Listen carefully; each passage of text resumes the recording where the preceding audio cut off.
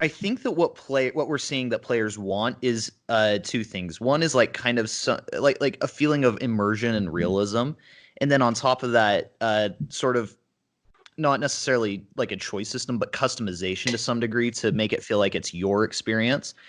And so in regards to where I think games are headed and where I think superhero games should follow, I think what it needs to be is not be the Batman. It needs to be your Batman. So for Yeah. example, one idea that I've kind of pushed around is what if like you could get briefed on a mission before it happens and it's like, okay, I'm fighting Bane, so I'm gonna put on heavier armor. Now I won't be able to use stealth as well, but I can take more damage and I can hit harder versus like, okay, I have to go against, Shiva or something. I want to wear something lighter, so I won't be able to take as much damage, but I can be sneakier and more acrobatic in combat. That's And on not a bad top of that, if concept. they did stuff like the Nemesis system and really help let you like customize and personalize your relationships in regards to your villains, like who do you want to spend the most time fighting and stuff. I think that's what would really keep superhero games interesting and keep them from feeling outdated. Because, like I said, with certain like the open world of Spider-Man, to me, like that feels like something that we've seen since 2012. So I just think that they really need to find ways to keep it interesting and it really keep that immersion and customization and realism in there.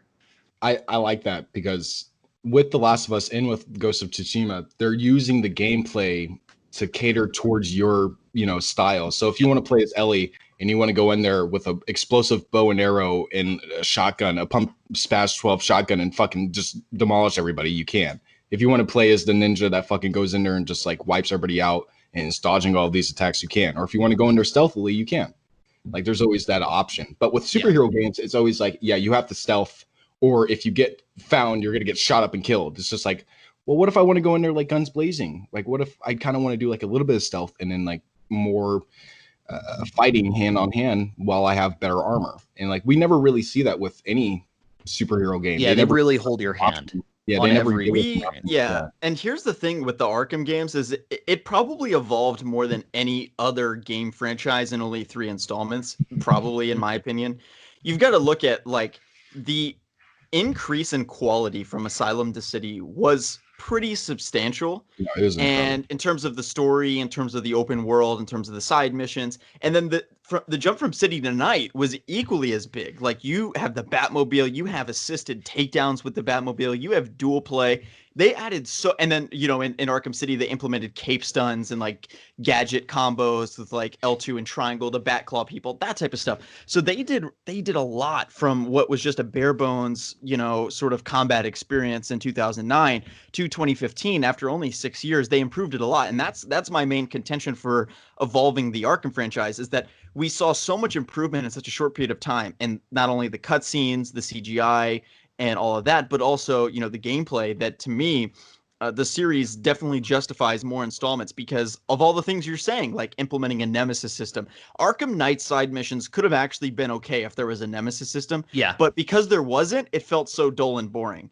Because it's just like, Yeah. oh, we're just stopping a bank robbery. Oh, we're just stopping Firefly from lighting shit on fire. But if it's an actual nemesis system and you have relationships with these villains, that's much more interesting. And then also dual play, that should be expanded upon much more. Imagine actually doing missions with Robin, like there's so much My more that they need to be doing.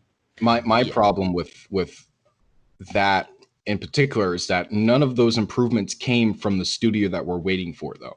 Like when we Correct. look at Arkham Origins, they didn't improve anything at all. Correct. At Correct. all. I can't think of one thing that they advanced. They just took Arkham City's combat and kind of sped it up, but they didn't do anything else besides that. They took Yep. I mean, I don't know what they would have done for the Damian Wayne game. I feel like they would have just took Arkham Knight's gameplay, took Yeah. that type of city and Mhm. just transformed it into their own thing. But I can't see, and it's like messed up to say, but I can't really see WB Montreal making massive improvements unless like they really revamp a fuck ton of everything and try to make it their own identity. Because if they take Rocksteady's identity and try to revamp it, how well is that really going to work out for them? Well, yeah, and that's why the current rumors haven't really interested me that much because the rumor that keeps going around, and this is mainly from a site that's run by like 14-year-olds, so it's it's probably not accurate. But the rumor is that they're doing a full-on reboot essentially, so it will no longer be connected to what Rocksteady or Arkham Origins did. However, it will use like the same character models and same same stylistic gameplay. So it'll basically be a clone of Arkham Knight, but it's not connected to any of the previous Arkham games. And if that's what this new game is, that is not going to appeal to many people. Like, I will buy it just because it's Batman and, you know, like obviously. But in terms of being successful on the same level of Batman Arkham Knight, I mean, you can't release essentially a clone of a game from 2015 and still expect it to be as successful. So yeah, if they don't start implementing like a nemesis system or more customization or some kind of choice system like Mass Effect, I think that they're really going to start going downhill in terms of superhero games as a whole. Here's a good sign though. Is that it's taking them a lot of time to develop these games, and that these games are being worked on for years and they're being canceled. That shows that a game like Arkham Origins is never canceled. Why? Because it's so safe that it's impossible to screw up. With the Suicide Squad game, what the reports were is that the gameplay didn't work because it was so pie in the sky what they were shooting for that there was no way to logistically achieve that. And basically they made this very complicated gameplay system where it's like an open world, and if you're Slipknot, you actually can like rappel up to buildings, and everyone has different abilities. But you know, they tried to make like the same level of Batman's abilities and how thorough his gameplay is for like 8 different Suicide Squad characters, and also build synergy between those characters. Right. But it didn't work. So they had very ambitious, right. So they had very ambitious goals for the game. And that's a good sign. And that shows that I think with this game, they are going to do a nemesis system. They are going to do a lot of these things we're talking about. Right. Certainly, if they, and I might disagree a little bit with you, because I feel like if they do a new game, a new trilogy, and you have playable Batman, Batgirl, Robin, and maybe Alfred, that'd be cool if we have, missions with Alfred where we can like shoot people and shit. We're just driving around. We're driving around. Right? He was like, well, wasn't he MI6? I think. Yeah.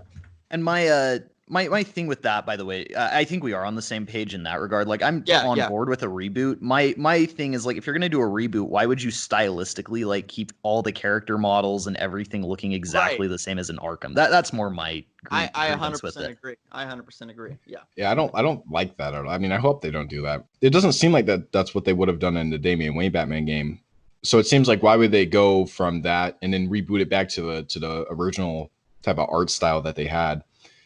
I mean, I'm okay with them sticking with like the same like look in a way, like the same, like if it looked like Arkham City times like maybe 5, like a little bit bigger buildings, like instead of like the Wayne Towers being the only skyscrapers, I'll be okay with that.